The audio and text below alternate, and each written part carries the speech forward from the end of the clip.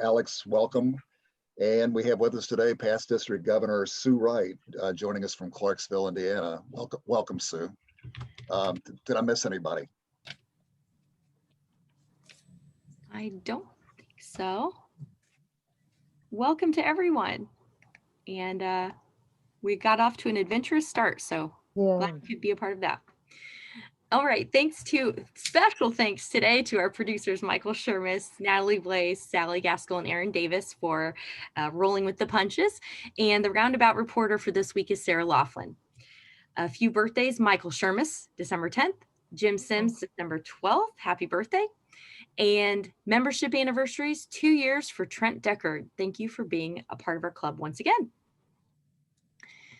Rotarian Hal Turner was recognized by Stone Belt at their awards ceremony at the drive-in with the Steve Warren Heroes Award for mask makers. So congrats to Hal Turner. We know he's been very active since the pandemic started with making masks and shields, and we're very grateful to his efforts. And Charlotte Zitlow remains larger than life, as Owen Johnson noted when he sent along her recent activities. The current issue of Bloom magazine reviews her autobiography, The Minister's Daughter. She also had an essay on zoning practices in Monday's HT. So she's also unabashedly grateful, and our introduction for our speaker today. So Charlotte is kind of the star of the show, and we wouldn't want it any other way, Charlotte. Thank you for everything that you do for our community and keeping us all together. Oh, shucks. Anyway, is it time to introduce Ross? Not quite. We're a little behind, but we've got a few things to do before. And I hope that Ross joined us again. We had some issues there, and I think he's back, but. Trying to get him in now. Okay. We have a special presentation. Mike Baker, take it away. Okay, thank you. Good afternoon, everybody. It's been a while, but I'm sure you remember that the presentation of the Paul Harris Fellow recognition is the Rotary Foundation's way of expressing its appreciation for a substantial contribution to the Rotary Foundation. The Paul Harris Fellow is named after the founder of Rotary, Paul Harris. Today, I'm happy to present the Paul Harris Fellow designation and pin to a current member of our club, who I think maybe Santa Claus is going to be delivering this according to what I can see on the screen. So I'm happy to mention that Lance Eberly is going to be recognized today. As most of you know, Lance has been a strong supporter of our club, the Rotary District. He's served on membership and foundation committees, and one of those Rotarians where when you need help, Lance is usually there. Today, Lance will receive his Paul Harris Fellow +2 designation. Lance, please accept our congratulations and sincere thanks for your commitment to our common goals of world understanding and peace, and your amazing support of our club. Everyone, please join me in recognizing Lance Eberly, Paul Harris Fellow +2. Good. Thank you, everyone. And you may want to make sure that Santa gets it by December 10th, because I think deliveries are running behind. Thank you so much, Lance, and congratulations. Volunteering and special events happening in the community. Wheeler Mission is having their silent auction this Thursday. It's called Silent Night. It'll take place on Thursday evening, December 10th between 6 and 8 p.m. And you can register for free at wheelermission.org/silent-night. We won't have time to probably get that out in the roundabout to you before it goes live. So I can have it added to the chat here so that you can log on. I'm going to hop on, and Chris Michael Morrison says there's lots of Christmas gifts to be picked up. So make sure to tune in. And we have an announcement on Salvation Army bell ringing from Steve Moberly. You're muted.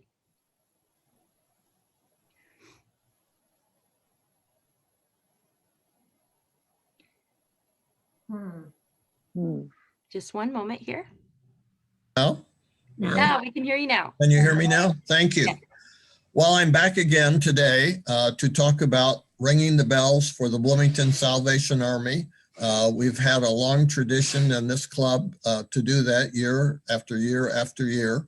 The money raised stays all in Monroe County and then Bloomington to help children in need to receive some presents at Christmas and some warm clothing to get them through the cold Bloomington winter.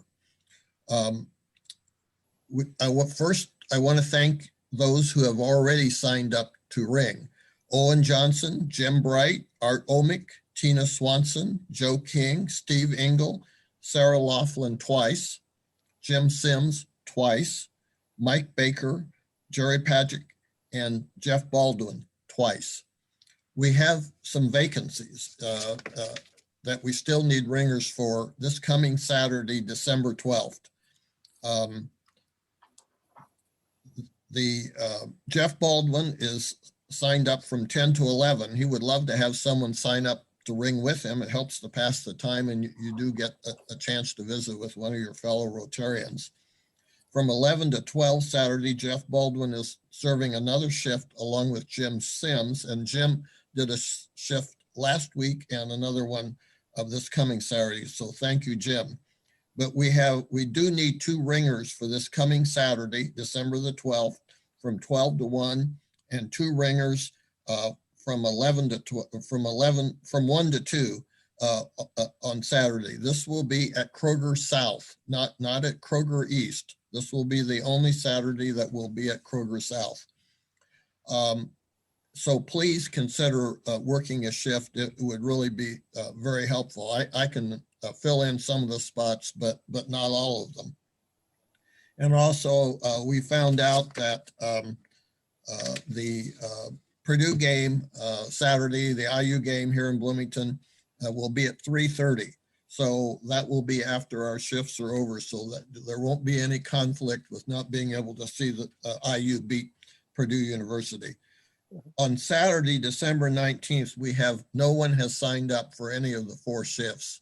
So we really need ringers for that Saturday. So please consider signing up. Last Saturday, I rang with Mike Baker, and we have red aprons that we wear that says, "I am a Rotary ringer."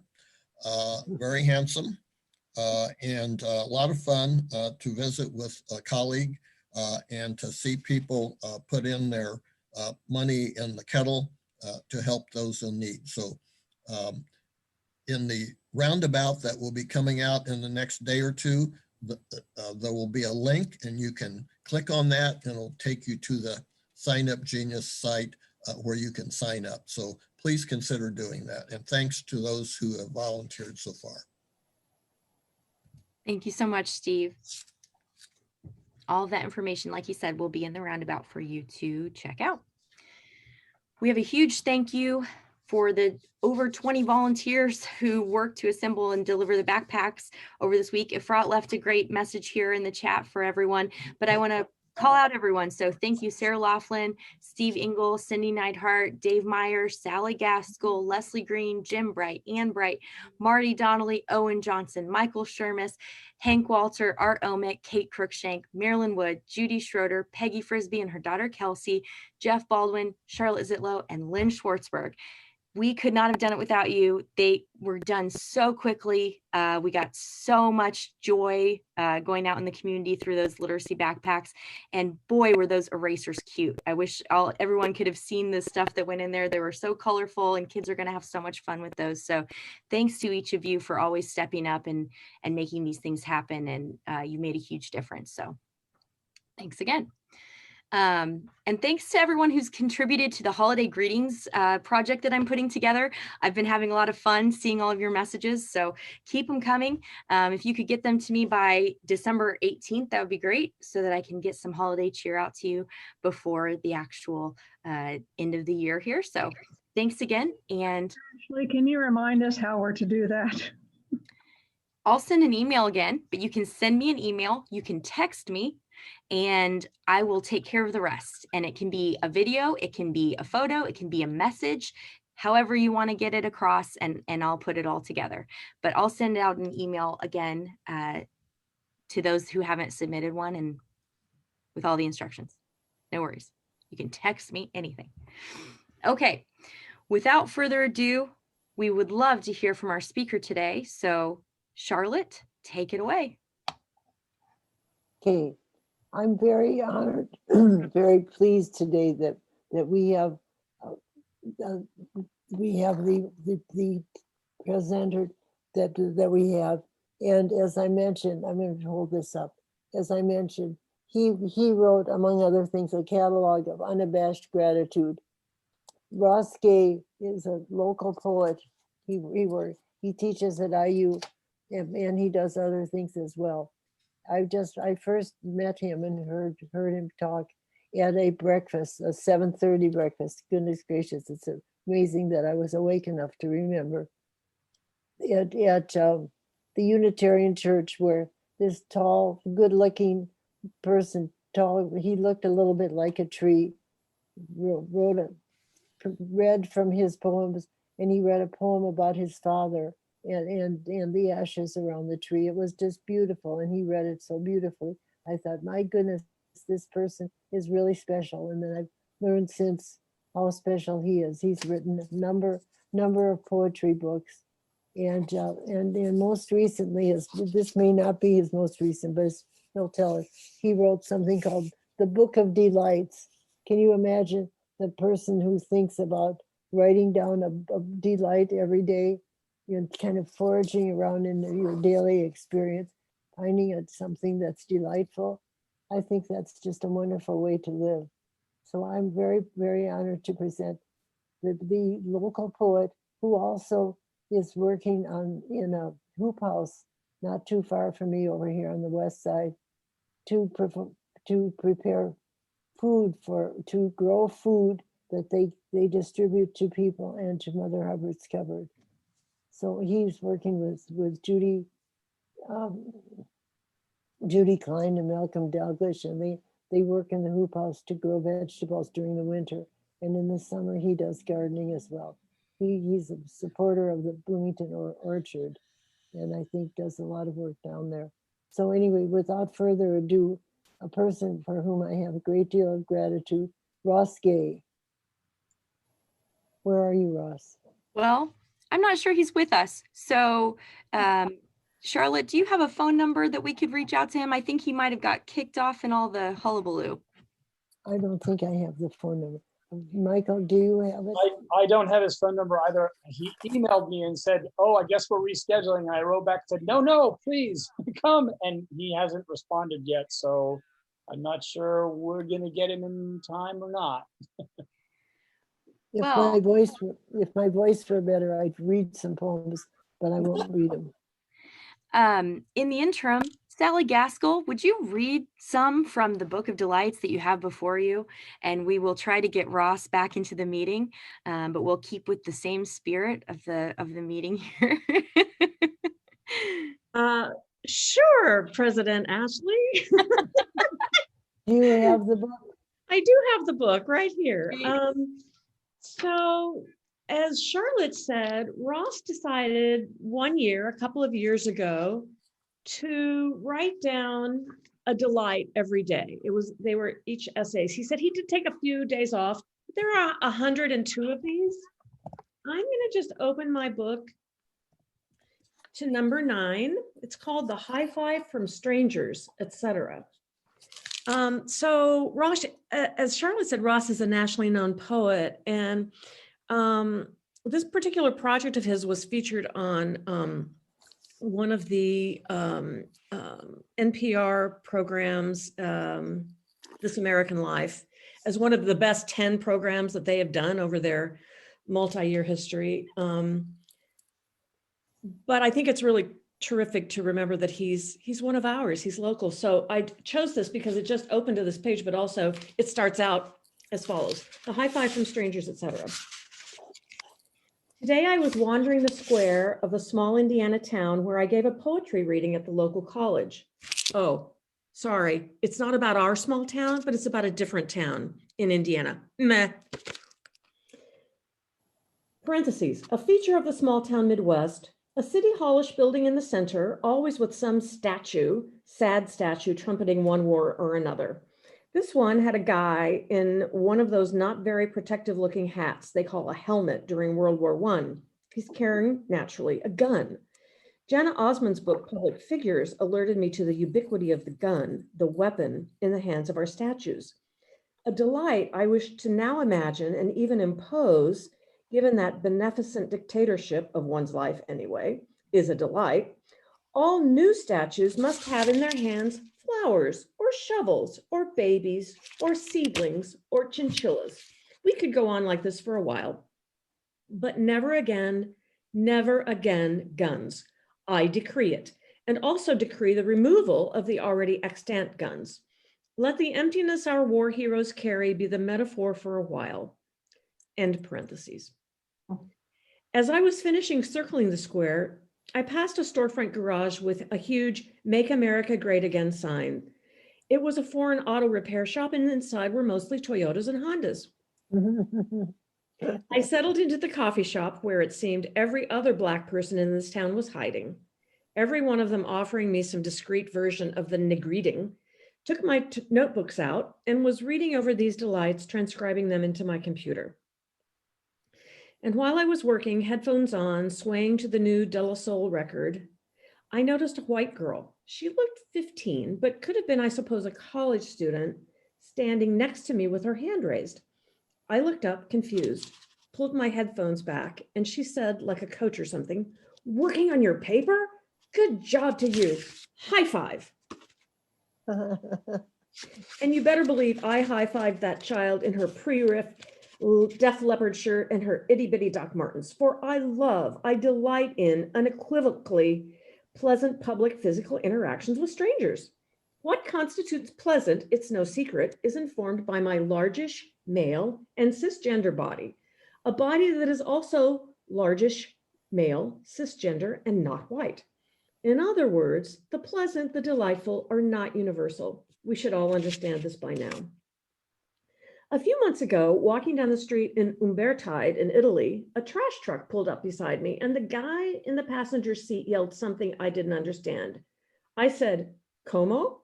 the Spanish word for come again, which is a ridiculous thing to say because even if he had come again, I wouldn't have understood him. He knew this, and hopping out of the truck to dump in a couple cans, he flexed his muscles, pointed at me, and smacked my biceps hard. Twice. I loved him. Or when a waitress puts her hand on my shoulder, forget it if she calls me honey, baby, even better. Or someone scooting by puts their hand on my back, the handshake, the hug. I love them both. Once I was getting on a plane and shuffling down the aisle, I saw sitting at the front of coach, reading a magazine, my great uncle Earl. I got down on my knees and put my hand on his forearm and said, "Uncle Earl, it's me, Ross." He looked at me kind of quizzically, as did the woman traveling with him, who did not look one bit like my Aunt Sylvia, which made me look back at my not Uncle Earl, who looked maybe like my Uncle Earl's second cousin 20 years ago. And though it was benign and no one was hurt, it was a little weird and they all looked confused. All the same, given as Uncle Earl died about 6 months later, I'm delighted I got to see him and touch him gently, lovingly, about 1,000 miles away. The end. You should read more. That was a random. What can I say? I love that one so much. That's wonderful. Can you read more? Does anyone else have the book and want to offer their own reading? We have to have Ross back because he's such a wonderful reader. He's such a great voice. I've called him, so hopefully we'll hear back from him and he can help us close out the meeting. But as an interim, how about anyone sharing their own personal delights that they would write in their book of delights? Kind of a offshoot of Happy Dollars, but maybe a little bit more poetic. So Glenda, do you have one? On the Friday night after Thanksgiving, which is usually when we do the tree lighting, but of course this year we didn't, suddenly our doorbell rang and we went to the door and there were two children who are children of a friend of mine I used to work with. And they handed me a package they had made, because there wasn't tree lighting that night and they were missing their regular routine, they created a new one. They made apple butter and they were delivering them to people for Thanksgiving. And it was a delight. It was so extra special. I love it. Somebody here has theirs. Who's this? There's Anyone somebody. else? I have somebody's- one. Is that Connie? That's Go for it, Connie. Connie. Oh my gosh, I love this topic. I have a million of these. I don't know where to start, but I will start with grocery stores. Ever since I was 3 years old, I have loved grocery stores, and I still do. To think that we can walk in to this building and pick from thousands of products. It's just, and I have a friend who was in Russia, and she said, you know, there's nothing on their shelves over there. That's We are right. so lucky, and we, you know, we don't stop to think about how wonderful they are. We just think of them as a chore. No, they're like a buffet of miracles. Can I add something to that? Please. We lived in Czechoslovakia for a year, and the grocery stores there, you go in and you take a basket, and then you go into this, you have to take a basket, that's required. And then you walk around and find out there's nothing in the store. Maybe Russian champagne or Russian caviar. Yeah. But nothing for sure. And I went one day into a butcher market that was absolutely clean. It was white as glistening, and there was nothing in the nothing in the store. And while I was walking around with my basket, somebody put some packages in. Somebody put some packages in, and they gave me a chicken and a pork. Chicken. They put chicken and a pork roast and something else in, and I paid for it. I didn't know what it was. I just took it home. But that was in a country. That was what happened in the country. The reason was that they found out I was an American, and they didn't want to be embarrassed, so they gave me meat, which they had in the back, but it only went to special people.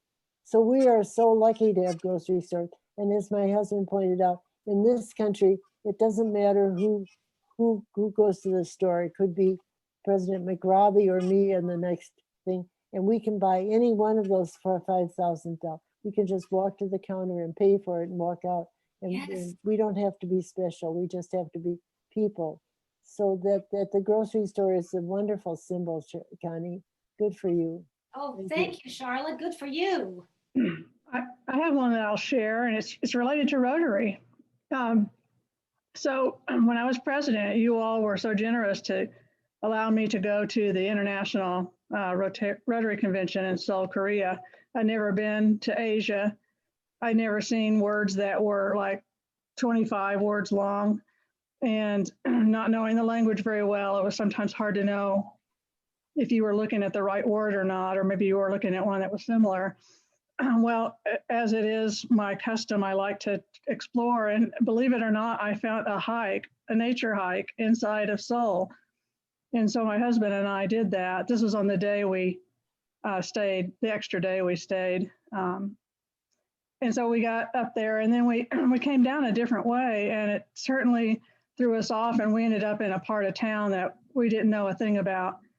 And it was Seoul's very, very busy. And so we're trying to figure out the bus system and everything. And we're looking at maps and we're looking at words, and we know where our hotel is. And this very nice gentleman who didn't speak a word of English came up, and we shown where we were going, where to get back to our hotel, because it was right by a palace. So we knew we could find it. So he goes with us to the bus stop and tells us the bus somehow communicates, you need to get on bus 15 or whatever.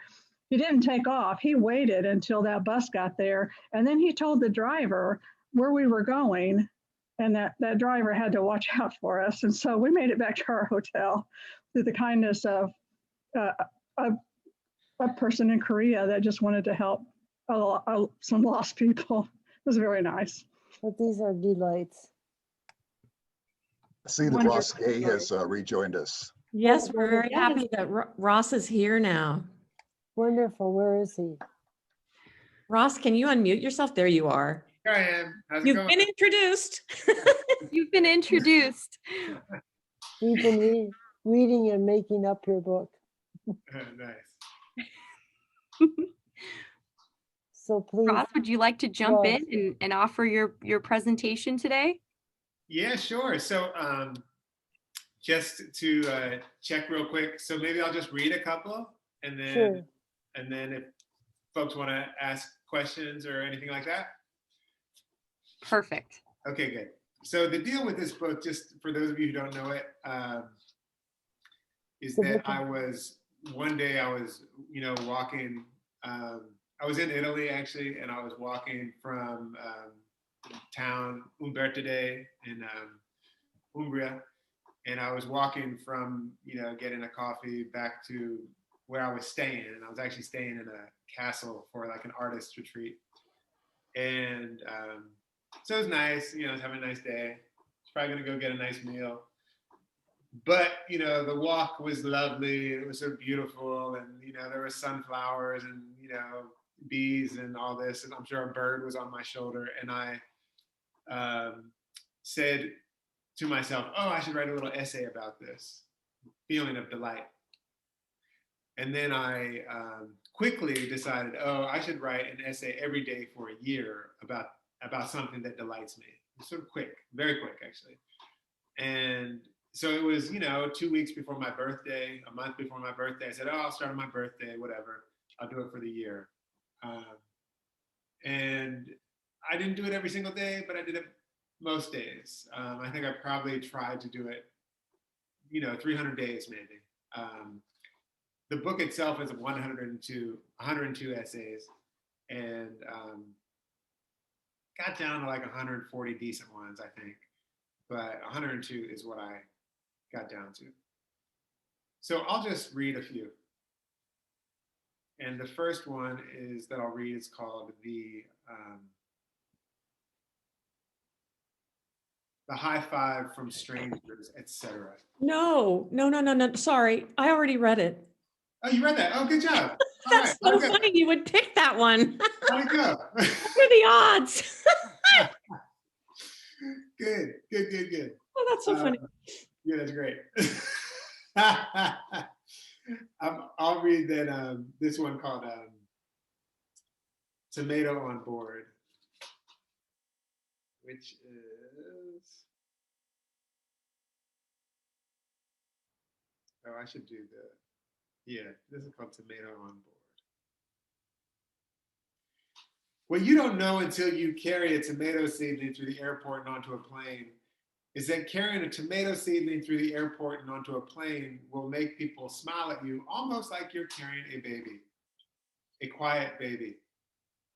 I did not know this until today, carrying my little tomato, about 3 or 4 inches high in its 4-inch plastic starter pot, which my friend Michael gave to me, smirking about how I was going to get it home. Something about this at first felt naughty. Not comparing a tomato to a baby, but carrying the tomato onto the plane. And so I slid the thing into my bag while going through security, which made them pull the bag for inspection. When the security guy saw it was a tomato, he smiled and said, I don't know how to check that. Have a good day. But I quickly realized that one of its stems, which I almost wrote as arms, was broken from the jostling. And it only had 4 of them. So I decided I better just carry it out in the open. And the shower of love began. It was a shower of love I also felt while carrying a bouquet of lilies through the streets of Rome last summer. People, maybe women especially, maybe women my age-ish and older especially, smiling with approval. A woman in a house dress beating out a rug on a balcony shouted, "Bravo!" An older couple holding hands both smiled at me and pulled into each other, knitting their fingers together. My showers might have been disappointed to know I was not giving the lilies to a sweetheart, but to my friends Damiano and Moira, who had translated a few of my poems into Italian and were so kind as to let me stay at their place a couple nights while I was passing through. On the way to the vegetarian restaurant Damiano's ex-wife owns with her partner, we walked by what I'm pretty sure Damiano said was the biggest redbud tree in the world. It stretched for yards, lounging periodically onto the mossy earth. Its beautiful black bark glistened by the streetlights. Though translation is an act of love, so my showers needn't be disappointed at all. Before boarding the final leg of my flight, one of the workers said, "Nice tomato," which I don't think was a come on. And the flight attendant asked about the tomato at least 5 times. Not an exaggeration, every time calling it my tomato. "Where's my tomato? How's my tomato? You didn't lose my tomato, did you?" She even directed me to an open seat in the exit row. "Why don't you guys go sit there and stretch out?" I gathered my things and set the little guy in the window seat so she could look out. When I got my water, I poured some into the little guy's soil. When we got bumpy, I put my hand on the little guy's container, careful not to snap another arm off. And when we landed and the pilot put the brakes on hard, my arm reflexively went across the seat, holding the little guy in place, the way my dad's arm would when he had to brake hard in that car without seatbelts to speak of, and one of my very favorite gestures in the Encyclopedia of Human Gestures. And I'm going to read this one. I was flipping, I saw it. It's such a, there's so much Bloomington in this one, which is kind of fun. It's called An Abundance of Public Toilets. All the titles, you know, this is a book of decent titles, I'd say. Good titles, I'm going to say. An Abundance of Public Toilets. I don't mean this delight to diminish the dignity of violating absence of public toilets, public bathrooms in New York City, which is a failure and a carelessness, a ruthlessness, in fact, that reminds me somehow that ours is a country where property is more valued than people are. Nor do I want this delight, which was occasioned by the lavatorial deprivation New York City is, which every one of you has a friend with a bad story about, to be a delight about deprivation. Though it might be that deprivation and the alleviation or deprivation of that deprivation is one of the sources of delight. Source is the wrong word. One of the flashlights upon delight, the unveilers, the ticklers. Some word that explains how delight originates in the delighted is what I mean, and is simply stimulated or awakened. Not too long ago, I was buying some lumber at the local hardware store to build a raised bed. It was summer, melon season, a time of year I tend to be abundantly hydrated. As I was sliding my 2x12s into the car, I realized I really needed to pee. Like, really. But for some reason, I felt shy asking to use the loo. I wanted an espresso anyway, and I figured I'd just pull into the bakery around the corner, except when I got there, all the parking was taken. And now it was bad, real bad. And so I started looking around for abandoned buildings or little clutches of trees where I could piss, but had no luck, being more or less downtown. Not to mention the muscles of my mid and lower back were now starting to seize up thanks to whatever taxing physiological business clamps the urethra shut. I had a friend once who had to pee bad, but being a new guy at a law firm in a meeting that wouldn't stop, he held it for a very long time, and until the meeting did finally stop. And while removing his member from his slacks at the urinal, he fainted. I will never forget this story. And given as mine is a small town and mine is a public occupation, I thought better of pulling into the parking lot next to the family video and letting loose against the wall in full view of everyone on Grimes Street. One of them, of course, an old student who got a C- in my class, capturing my indecent drainage with his phone for later upload. I chose instead to pee my pants in my car. I peed in my pants, my shorts in my car. And then I peed some more. The word chose there made the not exactly accident seem more volitional than it really was, though driving while in a bathroom panic is unsafe. And so I approve of my choice for that reason too. Regardless, the delight of the car peeing was in the alleviation of the mental and physical anguish of holding the pee in. It was a deprivation of a deprivation. And the delight, or it was a delight, as the vinyl seats of my Subaru became a pool of well-hydrated urine, would not have occurred had the original deprivation, having to pee and nowhere to do it, not occurred. Yeah, some shame and such. This essay is helping me work it out. I fully understand that this delight and what is coming to look like an appeal to you to view it as such might not be a delight for you. Delight is like that. All the same, it seems illuminating.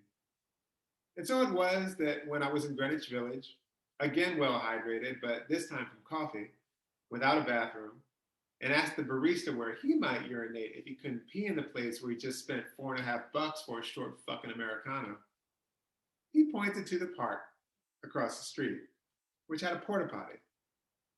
When I entered, I found that it was a very clean porta potty. And urinating, I noticed for the first time, standing up and kind of tall like I am, that the tops of porta potties have screens that you can look out of, which I did, like I was in a confessional, like I was a priest, watching the parishioners walk by as the noon bells to the nearby church started to ring. And maybe I'll read one more, if that sounds good.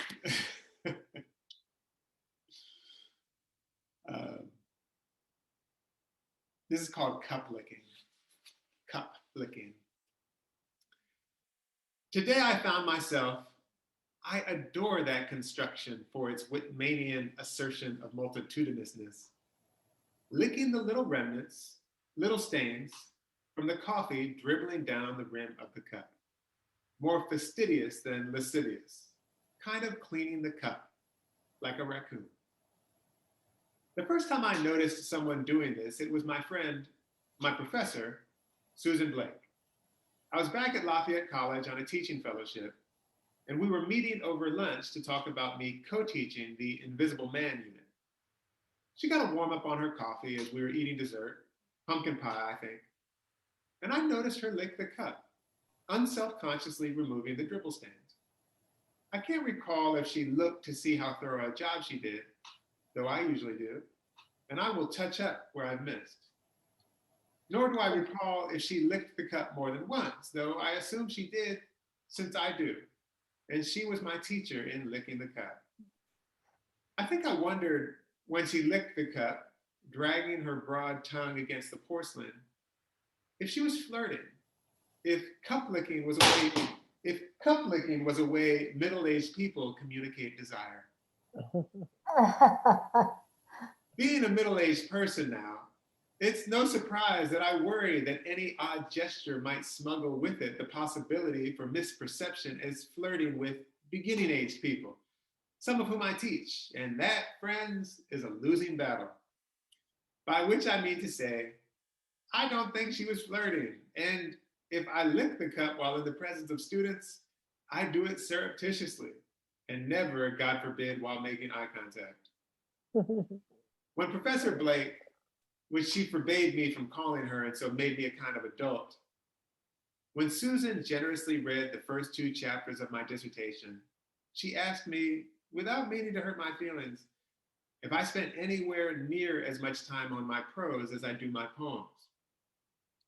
When she handed the 60 or so pages back, all sliced up with red penned comments, she also handed me a handbook kind of book called Writing Prose, 9th edition, with the ugliest teal cover ever. How do we thank our dead teachers? That's how that ends.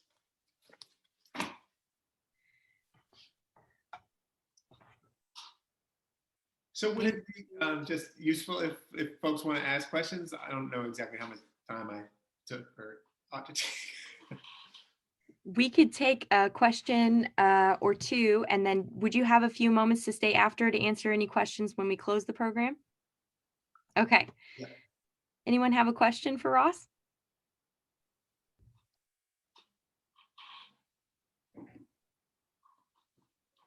When did you start writing poems? I started writing poems in college in a real way. My sophomore year of college, I played football in college, and I was sort of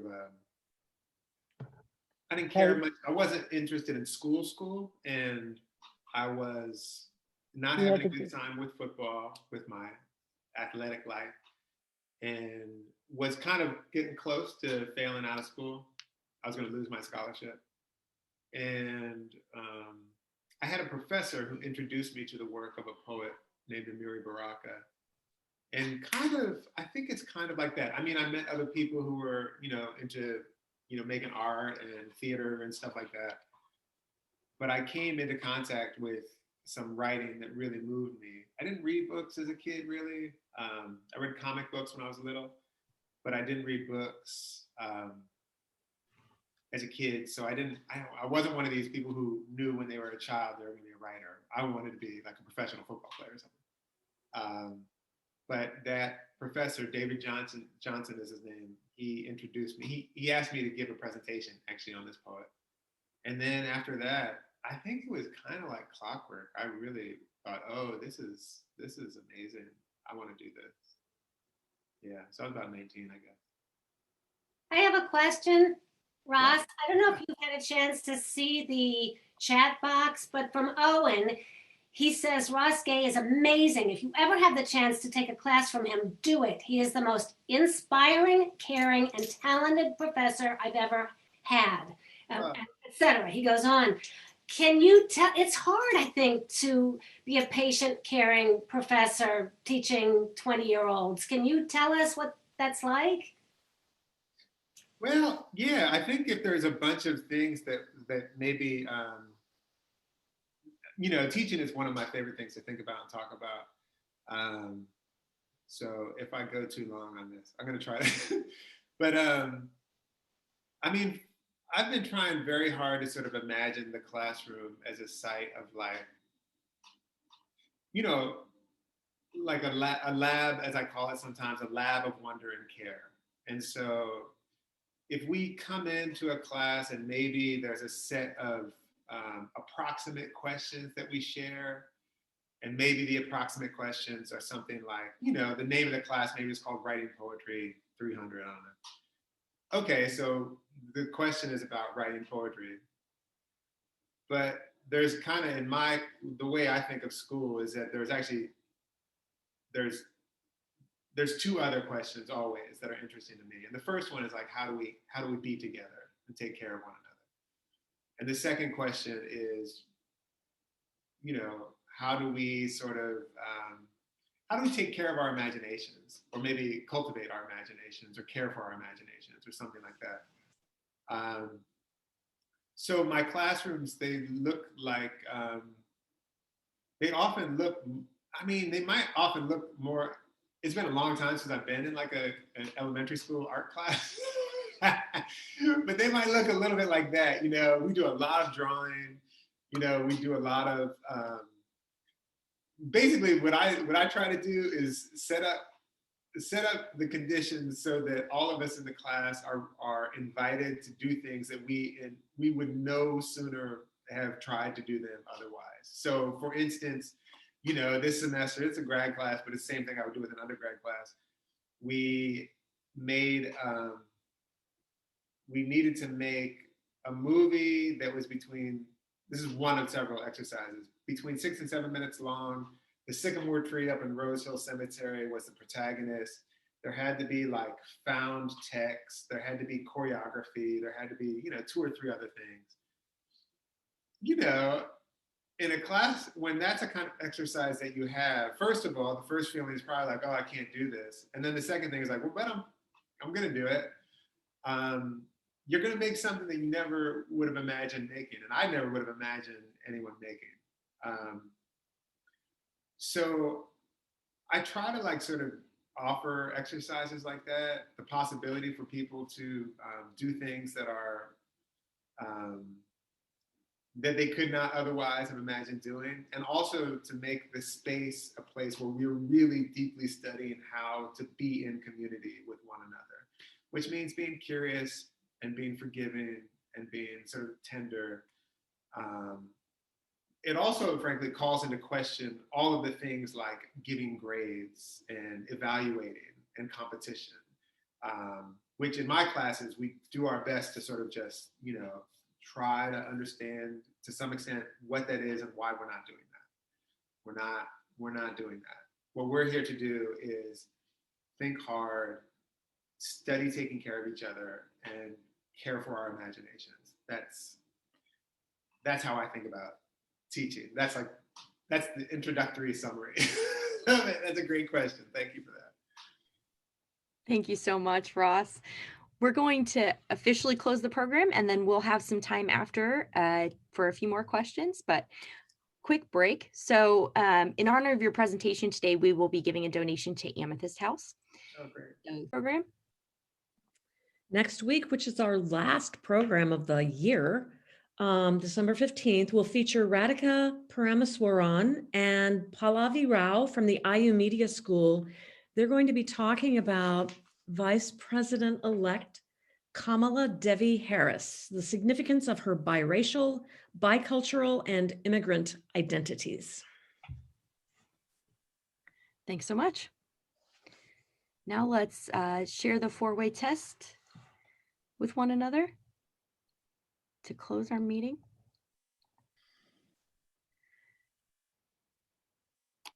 Of the things we think, say, or do. First, is it the truth? Second, Is it fair to all concerned? Third, Will there be goodwill and better friendship? Better friendship. Four, will will be it be beneficial beneficial to all concerned? And is it fun?